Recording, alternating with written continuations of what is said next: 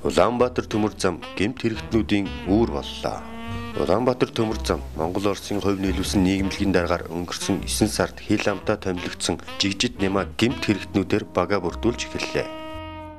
Тухайлбал дотоод аудитын албаны дараагаар авилгатай тэмцэх газар хээлэх хавлын хэрэгээр шалгагдан шүүхээс ял сонсож байсан Пунцаг гэгч этгээдийг томилсон байна.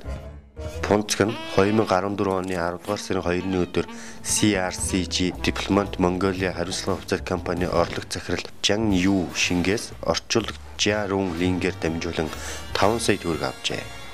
Тэрээр 2014 оны 7-8 дугаар сард бизнес ангиллын визээр Монгол улсад зорчин ирсэн ч ажил эрхэлж байгаад визний хугацаагаа хэтрүүлсэн 14 хятад иргэнийг хил нэвтрэх эрхтэйгээр нутаг буцаасан болоход мөрдөн байцаалтаар тогтоогдсон байна. Пунцаг нь удаа дараа гэмт хэрэг үлдэж байсан бөгөөд 2000 онд хүний биед хүнд гэмтэл учруулсан 2002 онд 3 хүнд хүч зэвсэг хэрэглэн танхаарсан үйлдэлтэй 3 жилийн хорих ял шийтгүүлэн ял тэнцүүлж байжээ.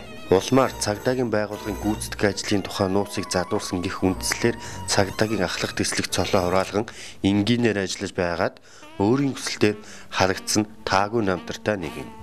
Пунцаг нь эрүүгийн хуулийн ерөнхий ангийн 78 дугаар зүйлд зааснаар 1.6 жилийн тэнсэн ялаа эдэлж дуусснаас хойш дахин хээл хахуулан гэмт хэрэг үлдээгүй бол 5 жилийн дараа ялгүй тооцогдох ёстой.